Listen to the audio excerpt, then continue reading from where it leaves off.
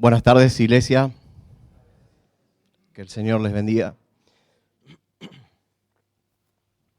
Bueno, vamos a continuar con la serie de los 10 mandamientos. Así que les invito a abrir sus Biblias en Éxodo capítulo 20. El día de hoy estaremos viendo el séptimo de los mandamientos. Vamos a orar una vez más. Padre amado, te damos muchas gracias, Señor, por este tiempo. Señor, usa tu palabra para dar vida, para redarguir nuestros corazones, Señor. Padre, cala en lo más profundo de nuestro corazón, trae convicción, sabiendo que en ti, Señor, hay perdón de pecados. Señor, y ayúdame a exponer tu palabra con fidelidad y de una manera sencilla. En el nombre de Cristo, amén. Bueno, haciendo memoria por el camino que hemos estado transitando, hoy vamos a ver el séptimo mandamiento. Ya hemos visto 6, vamos a nombrarlos. El primer mandamiento es: no tendrás otros dioses delante de mí. Segundo mandamiento: no te harás imagen ni semejanza alguna. El tercer mandamiento es: no tomarás el nombre del Señor tu Dios en vano. El cuarto mandamiento: acuérdate de guardar el día de reposo. Quinto mandamiento: honra a tu padre y a tu madre. El sexto, el último que vimos la vez pasada: no matarás. Y el día de hoy, el séptimo mandamiento: no cometerás adulterio. Para los que se suman hoy, o para aquellos que se sumaron un poquito más tarde, nuestro primer sermón cuando arrancamos la serie fue un sermón que tiene que ver con el propósito de la ley, el por qué nosotros tenemos que estudiar como creyentes del nuevo pacto la ley de Dios, la importancia que tiene la ley para nosotros como creyentes. Y haciendo un resumen muy cortito, 2 puntos. En primer lugar, porque el que implementó el nuevo pacto es el que dijo en Mateo capítulo 5, versículos 17 al 19, no piensen que he venido para poner fin a la ley o a los profetas. No he venido para poner fin, sino para cumplir.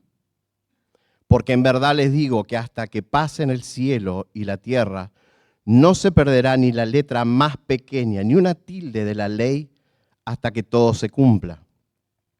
Cualquiera, pues, que anule uno solo de estos mandamientos, aunque sea el más pequeño, y así los enseñe, ¿qué ocurrirá? ¿Perderá la salvación? No, porque la salvación no es en base a la obediencia de la ley, a guardar la ley. Entonces, ¿qué le ocurrirá a aquel que anule, que diga que la ley no es para este tiempo? ¿Qué le ocurrirá? Y que encima lo enseñe así. Sigue diciendo el texto: será llamado muy pequeño en el reino de los cielos. Y escuchen, pero cualquiera que los guarde y los enseñe, este será llamado grande en el reino de los cielos. Y no sé ustedes, iglesia, pero yo, el día que esté delante de mi Señor, me gustaría que me llame grande. No por guardarlo a la perfección, los mandamientos, porque eso es imposible para la iglesia, porque eso solamente Cristo sí lo pudo guardar. Y es por Él que nos vamos a presentar delante de nuestro Señor. Pero sí, ahora estamos capacitados por el Espíritu a guardar la ley, no perfectamente, pero sí sinceramente. Número 2. En segundo lugar, porque también es el mismo Jesús quien dijo que no había venido a poner fin a la ley, es el que comenzó a enseñar en el Sermón del Monte, en el nuevo pacto, el alcance que tenía la ley para su iglesia. Él mismo empezó a enseñar el alcance, lo que se conoce como el espíritu de la ley, de los mandamientos, de la ley. Y cuando estudiamos y meditamos más y más la ley de Dios, nuestras conciencias se van informando de manera que nosotros podemos obrar conforme a la voluntad de Dios expresada en los 10 mandamientos. Y de esta manera también podemos imitar a aquel que caminó en la tierra perfectamente. Pero ahora sí nosotros estamos capacitados para poder hacerlo. Nuevamente, no perfectamente, pero honestamente. Y para eso hemos sido llamados. Primera de Pedro 2:21. Porque para este propósito han sido llamados. Pues también Cristo sufrió por ustedes, dejándoles ejemplo para que sigan sus pasos. Así que vamos a bosquejar nuestro sermón de la siguiente manera. En primer lugar, la letra del mandamiento.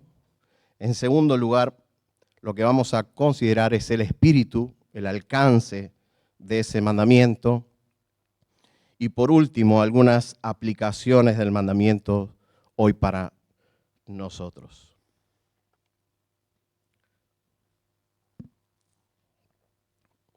Bueno, comenzamos por la letra del mandamiento. El Señor, luego de haberlos rescatado de Egipto, los lleva por el desierto para hacerlos entrar en la tierra que les había prometido, en la tierra de Canaán.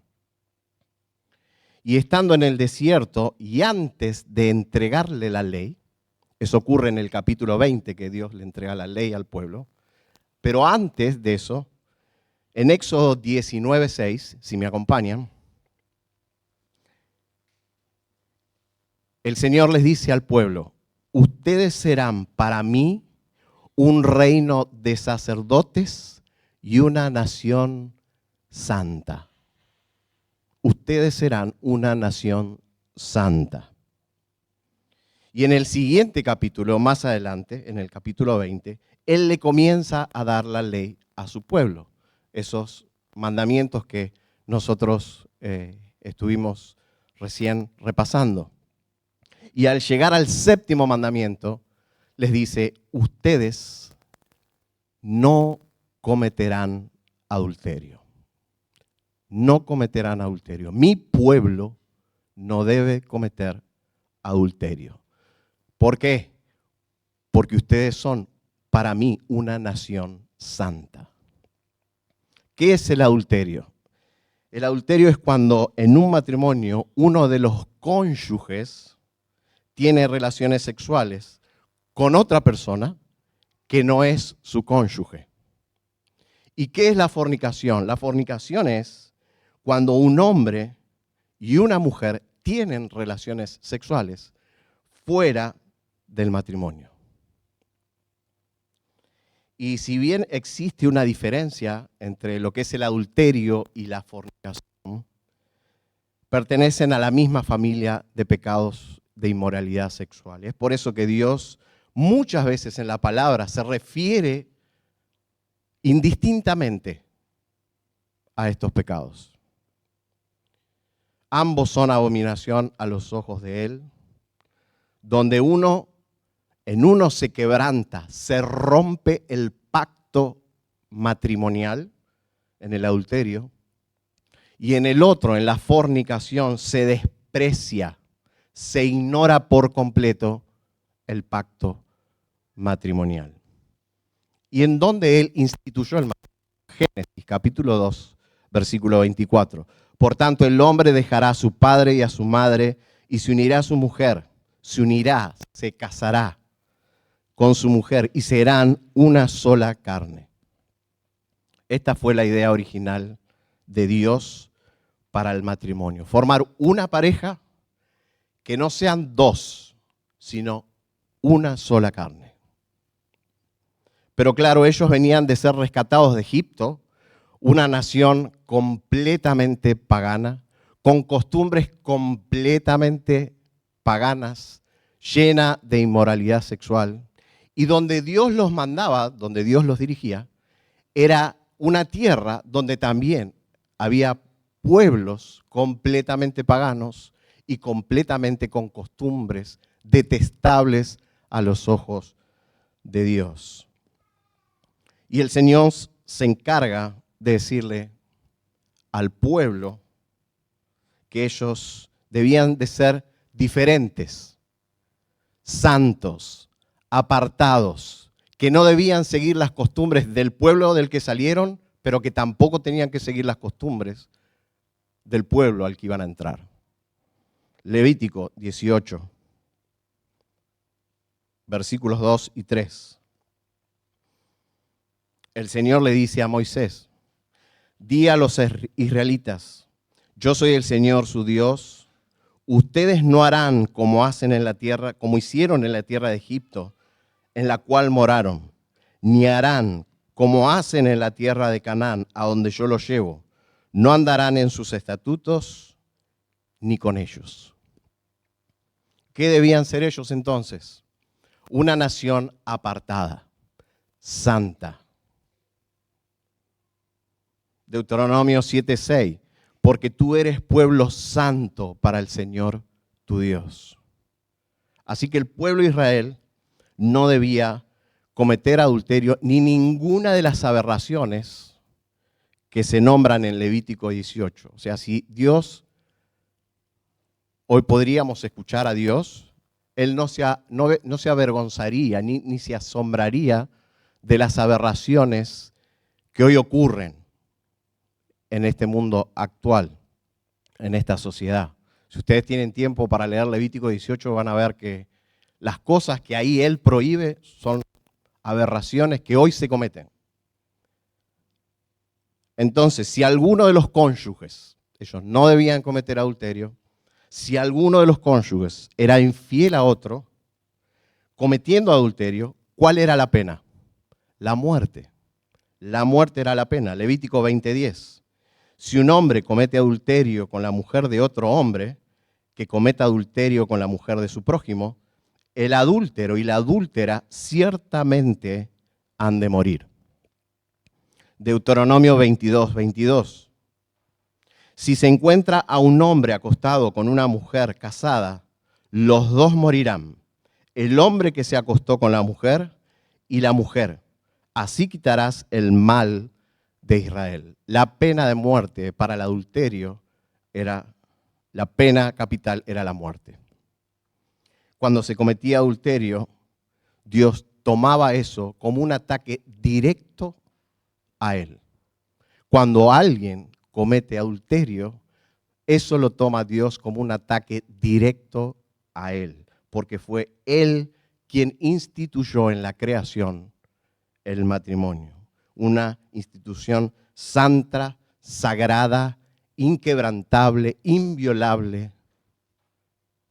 Y esa unión es tan significativa para Él, es de tal magnitud para Dios, tan sagrada a sus ojos, que Él cuando le habla a su pueblo, un esposo, le habla como un esposo, para enseñarle a su pueblo el tipo de unión que Él tenía con ellos.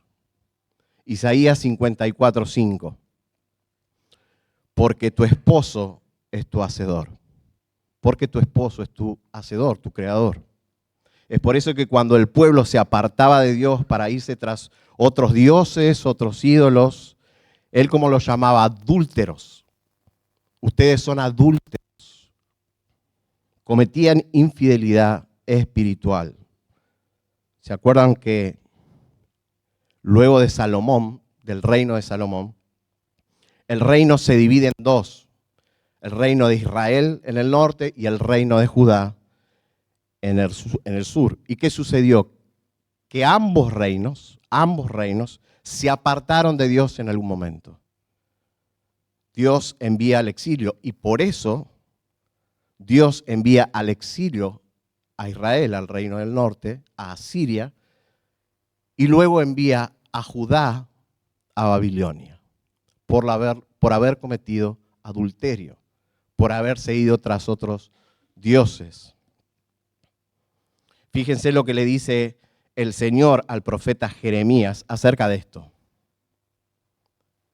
Israel, reino del norte, Judá, reino del sur. Y el Señor le dice a Jeremías, capítulo 3, versículos 6 al 8. Le dice el Señor, ¿has visto lo que hizo la infiel Israel? Ella andaba sobre todo monte alto y bajo todo árbol frondoso, y allí se prostituía. Y me dije, después de que ella haya hecho todas estas cosas, volverá a mí. Pero no regresó, y lo vio su rebelde hermana Judá, reino del sur. Y vio que a causa de todos los adulterios de la infiel Israel, yo la había despedido, dándole carta de divorcio. O sea, la llevó al exilio, a Siria. Pero su hermana Judá, el reino del sur, vio eso y dice, con todo, su rebelde hermana no tuvo temor, sino que ella también fue y se hizo ramera.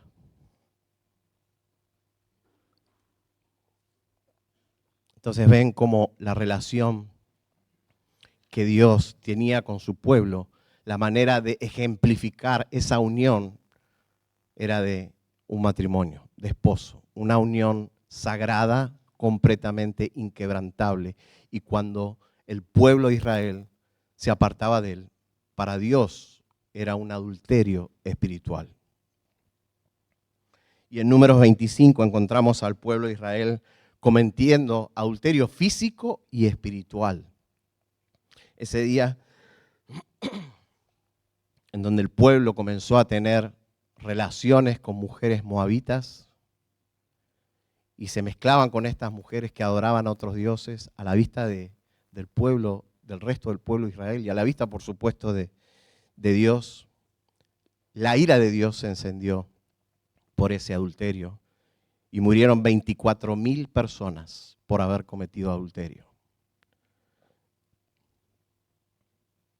Pero Dios nunca había considerado como algo bueno a sus ojos, nunca consideró como algo bueno a sus ojos que los hombres le fueran infieles a sus esposas. Iglesia, esto es tan serio para Dios que en un momento dado Él dejó de escuchar las oraciones de su pueblo. No escuchaba las oraciones de su pueblo y el pueblo le decía, ¿por qué? ¿Por qué no aceptás? Parafraseando, ¿no? ¿Por qué no aceptás nuestros sacrificios? ¿Por qué no escuchás nuestras oraciones? Malaquías, capítulo 2, versículos 14 al 16. Y ustedes dicen, ¿por qué? Es Dios hablándole al pueblo. Ustedes dicen, ¿y por qué? Porque el Señor ha sido testigo entre tú y la mujer de tu juventud, contra la cual has obrado deslealmente, aunque ella es tu compañera y la mujer de tu pacto. Porque yo detesto el divorcio, dice. Entonces, ¿qué mandaba la letra de la ley? No cometer adulterio. Eso para los ojos de Dios era abominación. No solo era, es abominación. ¿Por qué? Porque se meten directamente contra lo que Él instituyó como santo, sagrado e inquebrantable, el matrimonio. El espíritu del mandamiento. Y llegamos al Nuevo Testamento y nos encontramos con los maestros de la ley. Nuevamente, los escribas y los fariseos, que por supuesto malinterpretaban la ley todo el tiempo a su conveniencia. Y como habíamos dicho la vez pasada, el pueblo, los judíos en el tiempo de Jesús, la mayoría de ellos no entendía el hebreo, porque habían venido de estar exiliados en Babilonia. Ellos hablaban prácticamente arameo o griego. Entonces todo lo que podían aprender de la ley era a través de estos hombres, vía oral. Pero ¿qué pasaba? Que estos hombres transgiversaban la ley. Y sumado a eso, la cultura judía en ese momento era extremadamente machista, donde la mujer era considerado como nada, poca cosa, se le daba muy poca importancia, no se tenía una percepción correcta del valor de la mujer en aquel tiempo. Solo se consideraba adulterio, tal es así que solo se consideraban, los fariseos, consideraban adulterio si el hombre tenía relaciones con una mujer casada. ¿Por qué? Porque ellos habían malinterpretado para su conveniencia la ley. Si la mujer con la que tenían ellos relaciones no le pertenecía a otro hombre, ellos podían tener relaciones con ella, estando casados ellos, pero eso no se consideraba adulterio. ¿Por qué? Porque la mujer no le pertenecía al prójimo. Habían transgiversado la ley. Levítico 20:10. ¿Y de dónde habían sacado esto? Levítico 20:10. Si un hombre comete adulterio con la mujer de otro hombre, que cometa adulterio con la mujer de su prójimo, y ahí está, y es de dónde se agarran ellos.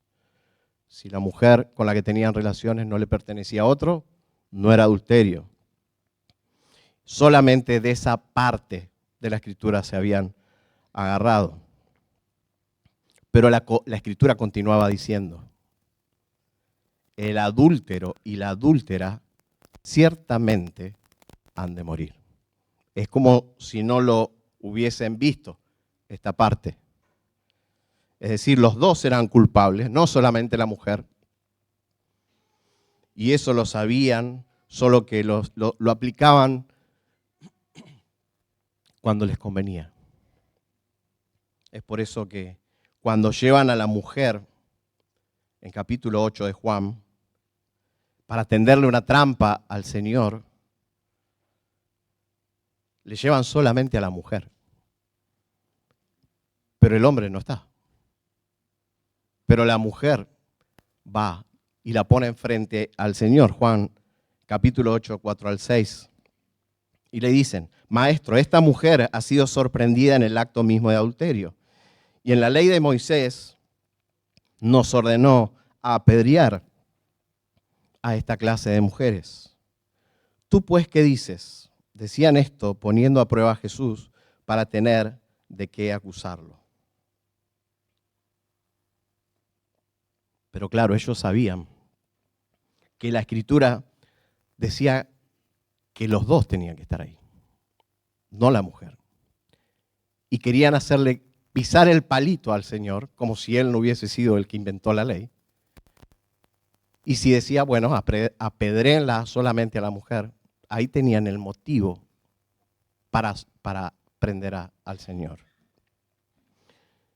Ahora bien, nosotros podemos preguntarnos, ¿cómo podían estos hombres hacer eso si sabían perfectamente la Escritura? Ellos sabían la Escritura. Bueno, acuérdense, iglesia, que nosotros sabemos la Escritura y muchas veces no la cumplimos. Nosotros hemos hecho votos de amar, cuidar, respetar, estar con nuestras esposas y muchas veces no lo hacemos.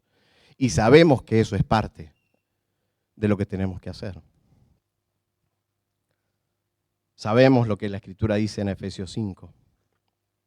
Entonces, ellos interpretaban y enseñaban que si un hombre casado tenía relaciones con una mujer que no le pertenecía a otro hombre, para ellos no era adulterio.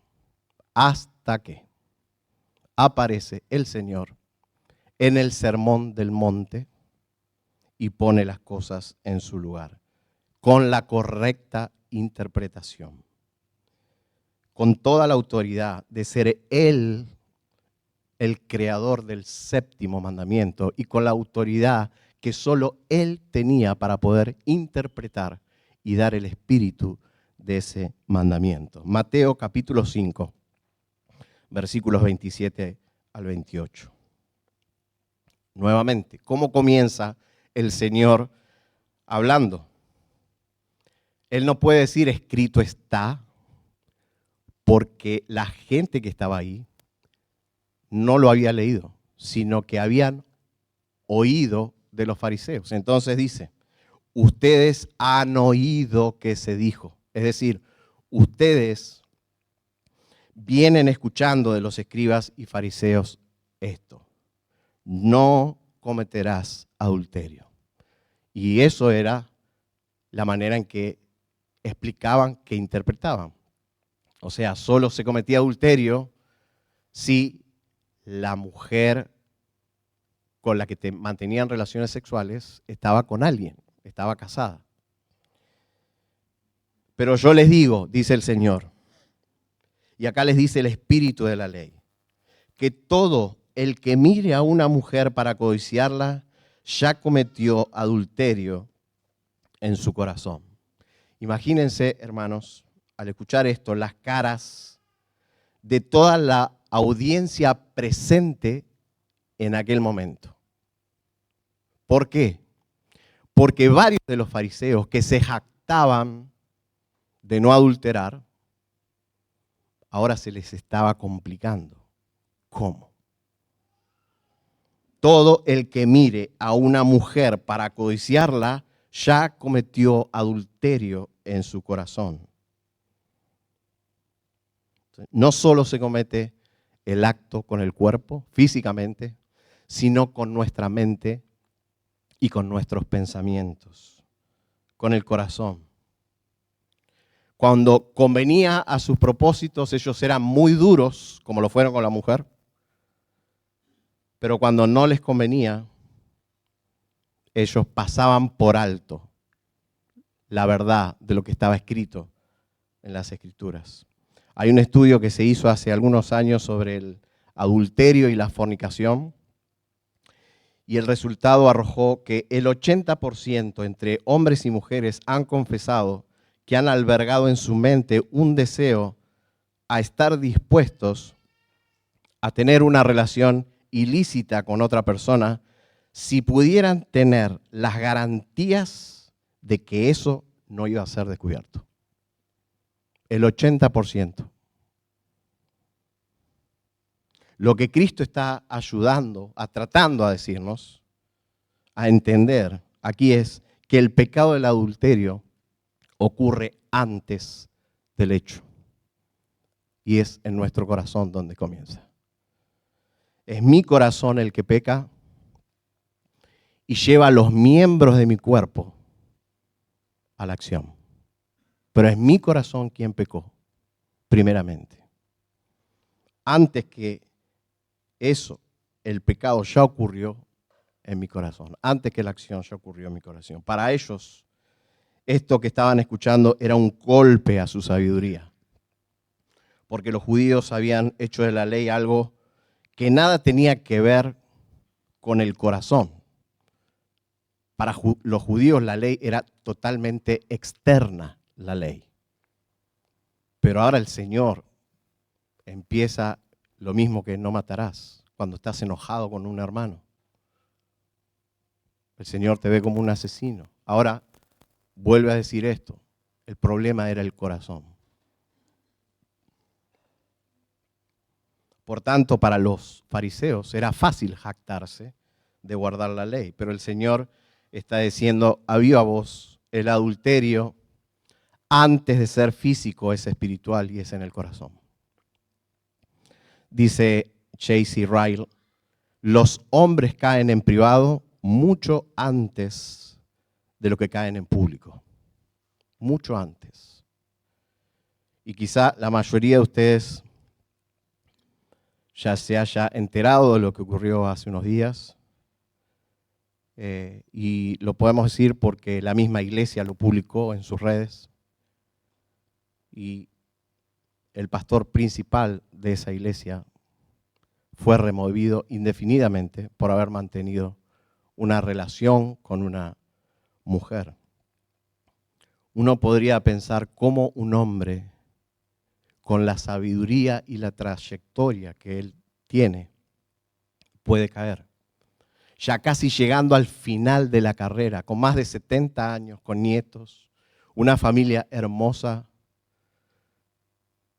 Bueno, el Señor permite estas cosas para mostrarnos que el que crea que está firme, tenga cuidado que no caiga.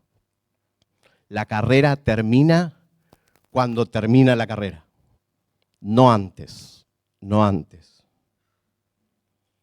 Uno podría pensar como un hombre de tal sabiduría cae, ¿no? Pero nosotros vemos en la palabra de Dios que hubo un hombre sacando al Señor con más sabiduría que ningún otro. Salomón. Dios le dio sabiduría, pero sin embargo fue el hombre más adúltero de la tierra. El hombre con más sabiduría fue el hombre más adúltero de la tierra. 1000 mujeres llegó a tener. 1000 mujeres. 700 mujeres princesas y 300 concubinas. Y lo más increíble es que él haya escrito Proverbios 4:23. Con toda diligencia guarda tu corazón, porque de él brotan los manantiales de la vida. Lo escribió él. ¿Qué nos hace pensar esto? Que debemos velar, que no podemos confiar en nuestro corazón porque nuestro corazón es engañoso. Como dijimos, como dice Pablo en 1 Corintios 10:12, por tanto, el que cree que está firme, tenga cuidado, no sea que caiga. En el momento que pensamos, eso a mí no, yo no lucho con eso, hermano, tené cuidado. Y hermana, tené cuidado. El que crea estar firme, tenga cuidado que no caiga. Dice el pastor Miguel Núñez, la acción no es la maldad, la acción es la revelación de la maldad que hay en mi interior. Y ni la otra persona lleva la culpa de mi pecado. El otro es solamente el instrumento que Dios ha usado para revelar lo que había en mi corazón. Entonces, el espíritu de este mandamiento de no cometer adulterio tiene que ver con los pensamientos y los deseos de nuestro corazón. Y por último, vamos a pasar a ver algunas aplicaciones para nosotros.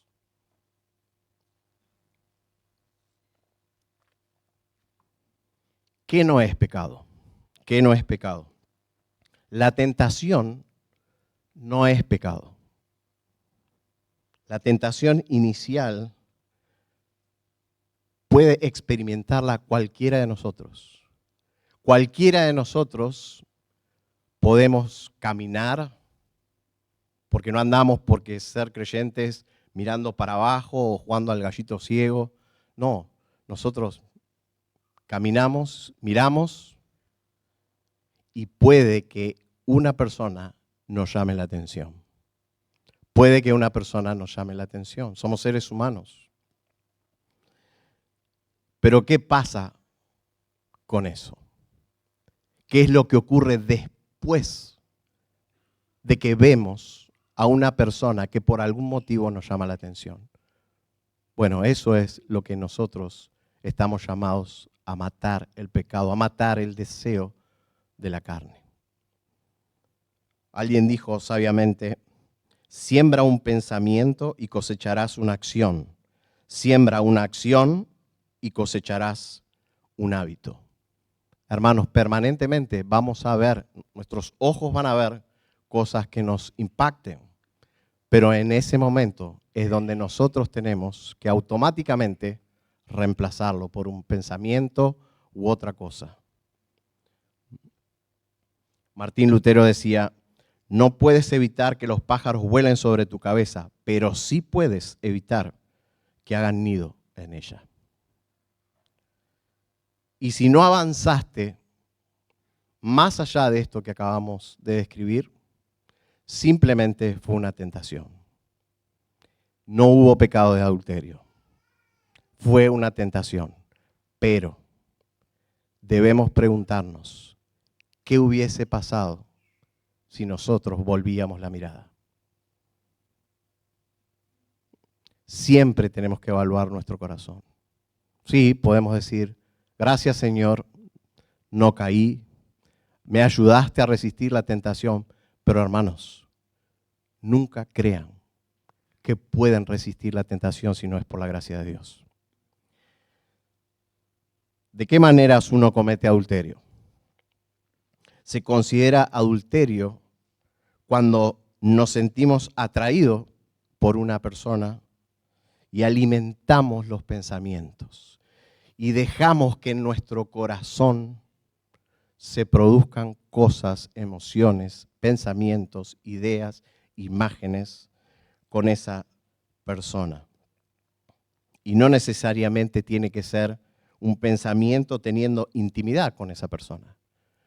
Nosotros ya podemos empezar a maquinar la idea de cómo acercarnos a esa persona. Cuando eso ocurre, ya cometiste adulterio. Cuando eso ocurre, ya cometiste adulterio en tu corazón. Otro tipo de adulterio es emocional.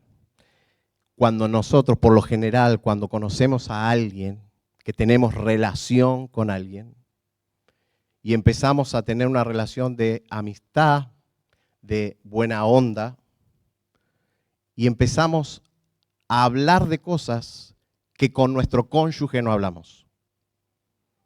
Nos empezamos a sentir cómodos para hablar cosas con esa persona que con nuestro cónyuge no hablamos. Empezamos a anhelar tener tiempo para poder conversar con esa persona. Y si continúa esa relación, es probable que el siguiente paso sea cometer adulterio físico. Se comete adulterio físico o fornicación de manera virtual. Cuando miramos cosas que no tenemos que mirar, como la pornografía, un pecado sumamente adictivo y extremadamente destructivo. Pero cuando estamos mirando, estamos deseando, mirando con lujuria al hombre o a la mujer que estamos viendo. Eso es adulterio. Puede llevarte a destruir no solo tu familia, tu trabajo, tu casa, tus hijos.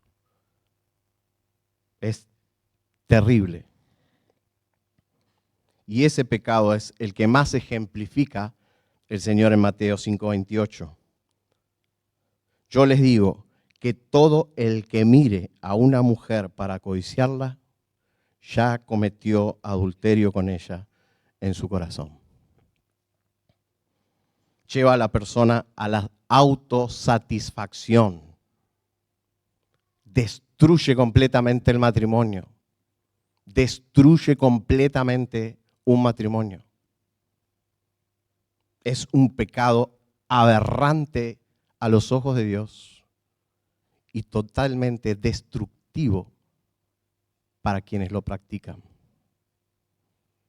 ¿Cuáles son algunas consecuencias del adulterio? Bueno, las consecuencias son múltiples.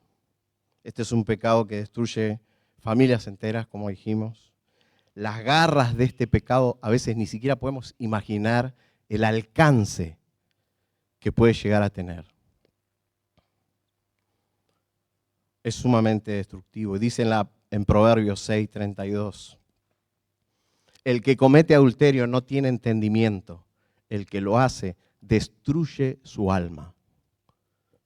El que lo hace destruye su alma. Proverbios 5:22 al 23. De sus propias inequidades será presa el impío, y en él los lazos de su pecado quedará atrapado. Morirá por falta de instrucción, por su mucha necedad perecerá.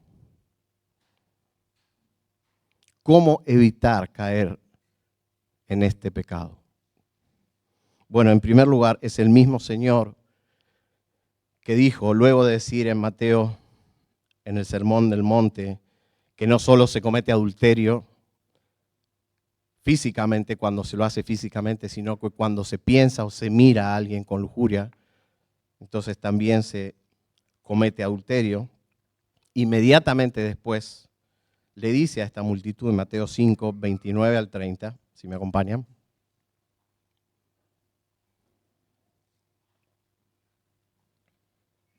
La manera en la que nosotros debemos luchar con ese pecado para no caer. Si tu ojo derecho te hace pecar, arráncalo y tíralo, porque te es mejor que se pierda uno de tus miembros y no que tu cuerpo sea arrojado al infierno. Si tu mano derecha te hace pecar, córtala y tírala, porque te es mejor que se pierda uno de tus miembros y no todo tu cuerpo vaya al infierno. No se puede tomar, obviamente, literalmente los dichos del Señor, porque aún cuando una persona se arrancara el ojo derecho, le quedaría el izquierdo. Y con ese solo ojo ya puede pecar, ¿no? Lo mismo de una mano. Así que no es la solución y no es a lo que se está refiriendo el Señor. El Señor está dándole una ilustración para mostrarles lo radical que tiene que uno ser con ese pecado. No hay lugar para ser licencioso con estos pecados, hermanos. No hay lugar, no hay justificativo. Tiene que ser radical la lucha, a muerte, a muerte. Y Él para eso utiliza esta hipérbole completamente exagerada para tratar con el pecado. Acá el Señor quiere que entendamos que si no matamos al pecado, el pecado finalmente nos va a terminar matando a nosotros. El pecado no puede tener éxito si nosotros hacemos lo que tenemos que hacer en dependencia del Señor. No podemos dar lucha, no podemos dar batalla si el Espíritu de Dios no nos ayuda.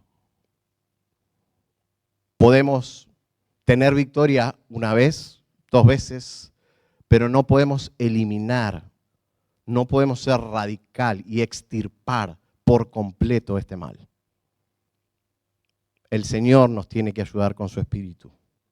Hermanos, hay muchas cosas en la vida, en el mundo, que en sí mismas no son malas. Pero si esas cosas a vos te llevan a pecar, sé radical, sé radical. El Señor está diciéndoles algo que tenían que hacer.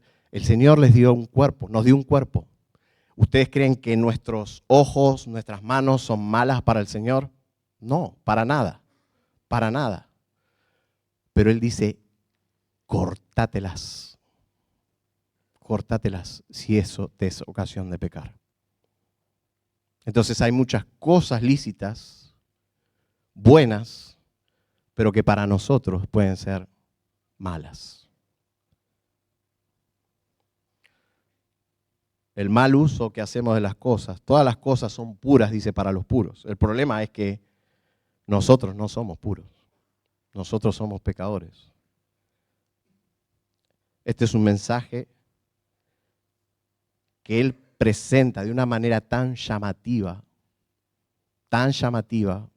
y tan drástica y tan enfática que no debemos permitir que nada se interponga entre la eternidad, porque está hablando de la eternidad, y nosotros. Y este es un pecado que le encanta llevar la gente al infierno. Llevar la gente al infierno.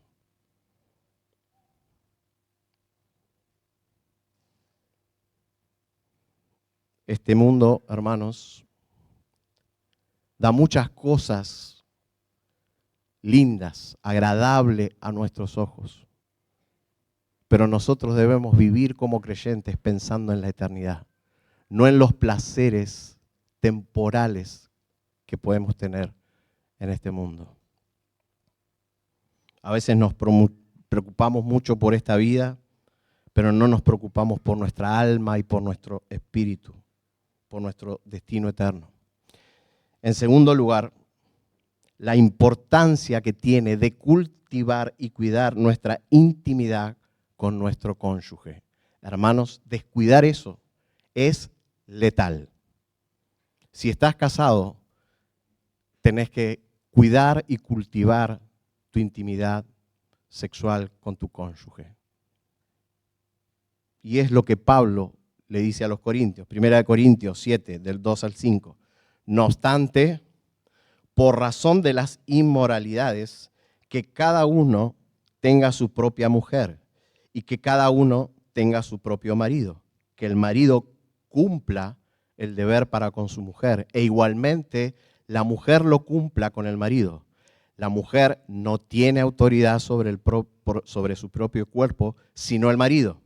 Y asimismo el marido no tiene autoridad sobre su propio cuerpo, sino la mujer.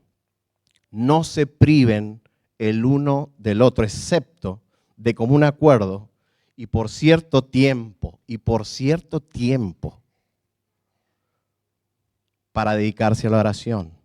Vuelvan pues a juntarse a fin de que Satanás no los tiente por causa de falta de dominio propio. Hermanos, descuidar la relación íntima en el matrimonio es abrirle las puertas a Satanás. Abrirle las puertas a Satanás. Y Pablo en 1 Corintios 6, 18 nos exhorta, huyan de la fornicación, huyan. Y eso fue lo que hizo José con la esposa de Potifar. ¿Y saben por qué lo hizo él? ¿Por qué huyó? Porque si se quedaba un segundo más, caía y pecaba contra su Dios.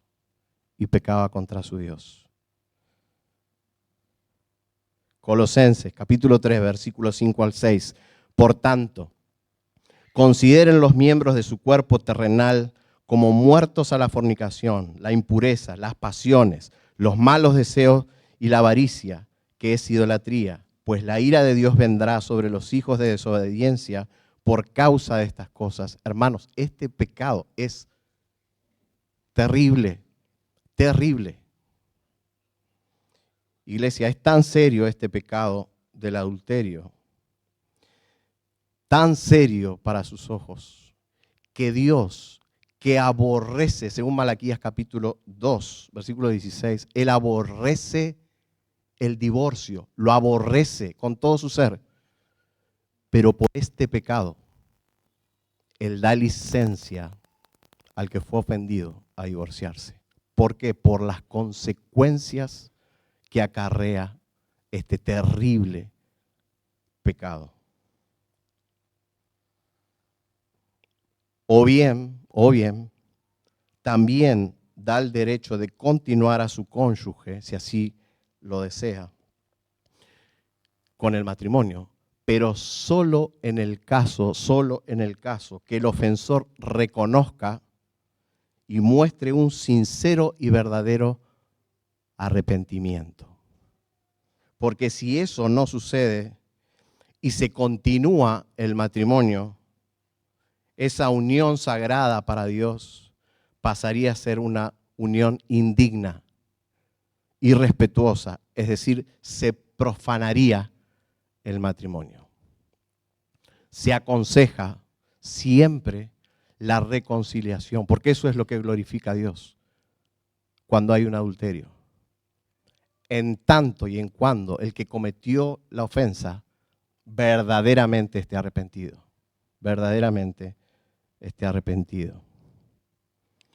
Aunque la meta siempre es la restauración. Dice el pastor José Lo Mercado, hay gracia para los matrimonios. El Evangelio permite que podamos perdonar las mayores ofensas porque nuestras ofensas han sido perdonadas. Algo que siempre comunico a ambas partes que han caído en este terrible pecado es que quizás hoy no puedan verse felizmente casados, pero si ambos dan un paso hacia el otro, el Evangelio puede restaurar paso a paso lo que se perdió.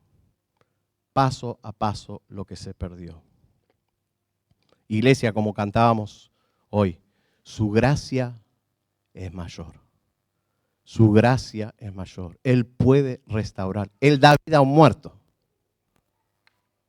Él puede restaurar un matrimonio que cayó en adulterio.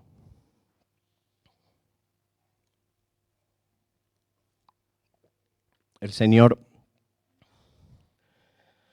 me ha dado la posibilidad, junto a mi esposa May, de ser testigos, de conocer un matrimonio.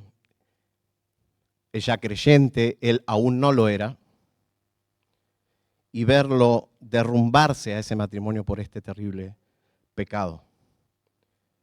Pero también hemos visto, como dice Pablo en Romanos capítulo 1, ver el poder de Dios para salvación y salvar al esposo, quien estaba bajo la convicción de pecado, no solo del pecado que había cometido, sino de todos sus pecados que cometió en su vida a un Dios 3 veces santo a lo largo de toda su vida. Y ella, a pesar del dolor, estaba decidida a reflejar el Evangelio y a perdonar como Dios la había perdonado a ella. Y seguir adelante. Pero ahora, aferrándose ambos, él y ella, a Cristo, confiando en su poder para que su matrimonio pueda ser restaurado y dependiendo exclusivamente de la gracia de Él. Iglesia, Dios nunca ha hecho nada que no sea para revelar su gloria. Si bien los cielos cuentan la gloria de Dios, si bien la cruz revela la gracia, el amor, el perdón, su misericordia, su justicia, en la mente de Dios, la manera de reflejar su unión íntima e indivisible con su iglesia es a través de la institución del matrimonio, el cual es sagrado. Él refleja su unión en el matrimonio, en tu matrimonio y en mi matrimonio. Y es precioso ver el Evangelio en este matrimonio que les contaba, restaurado, ambos sirviendo juntos para la gloria de Dios. Y no solo eso, sino que son un matrimonio digno de imitar para todos nosotros. ¿Y quién se lleva la gloria? Dios. Todo es para la gloria de Dios.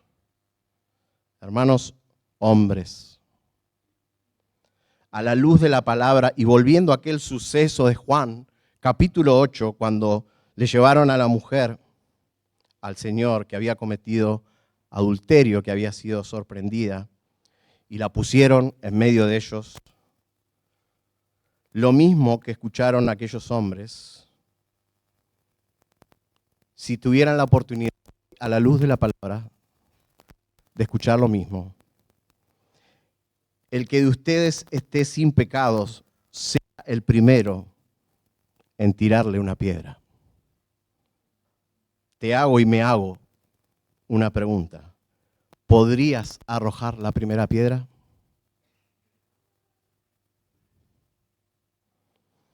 Yo no sé si estos hombres fueron sinceros o convictos de pecado en aquel momento, o ambas cosas. Lo que sí sabemos es que todos los hombres que estaban ahí soltaron sus piedras y se marcharon. Todos. Ni uno quedó. Y hermanas, esto también aplica a ustedes. Si miran a un hombre para codiciarlo, quizá ustedes no lo miren con lujuria, quizá ustedes tengan una mirada más sutil. Puede ser que en tu corazón digas, ¿cómo me gustaría que mi esposo sea como aquel hombre? ¿Cómo me gustaría que mi esposo me trate como aquel hombre trata a esa mujer? ¿Cómo me gustaría aquel hombre? Hermana, ya cometiste adulterio, porque ese hombre no es tu esposo.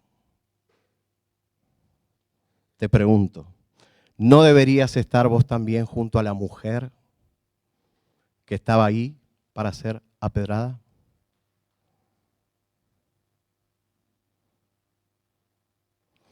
Fíjense lo que dice Pablo a los miembros de la iglesia de Corintio. Ustedes mismos cometen injusticias y defraudan, y esto aún a sus propios hermanos. ¿O no saben que los injustos no heredarán el reino de Dios?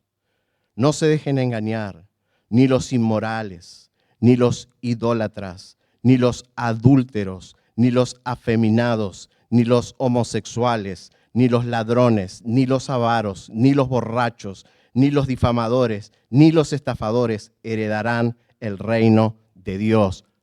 No hay broma, hermanos, no hay broma. No heredarán el reino de Dios. Pero Pablo le dice, ustedes no deben andar así. Ustedes, eso eran antes. Antes. Ahora no tienen que caminar así. No tiene que ser así entre ustedes. ¿Por qué? Y gracias a Dios del versículo siguiente, del versículo 11. Y esto eran algunos de ustedes, pero fueron lavados, pero fueron santificados, pero fueron justificados en el nombre del Señor Jesucristo y en el Espíritu de nuestro Dios. Iglesia, hubo un solo hombre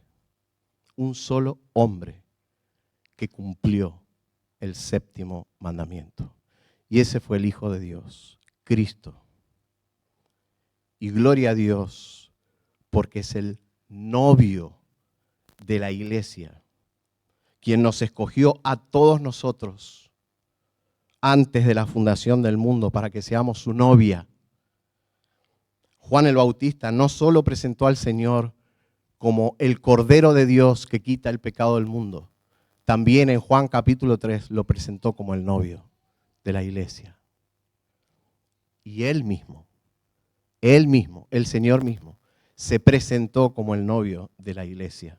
Cuando los discípulos de Juan y los discípulos de los fariseos se acercaron a él para preguntarle, nosotros ayunamos, ¿por qué tus discípulos no están ayunando? Él les respondió, Marcos capítulo 2, versículo 19. ¿Acaso pueden ayunar los acompañantes del novio mientras el novio está con ellos? Mientras tienen al novio con ellos, no pueden ayunar. Él mismo se presenta como el novio de la iglesia.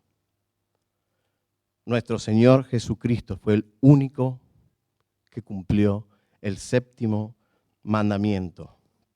Él nunca le fue infiel a su iglesia. Nunca, nunca, nunca codició tener a otra novia que no sea a nosotros. Nunca. Él nunca tuvo un malo pensamiento. Nunca codició a nadie. Nunca tuvo un pensamiento.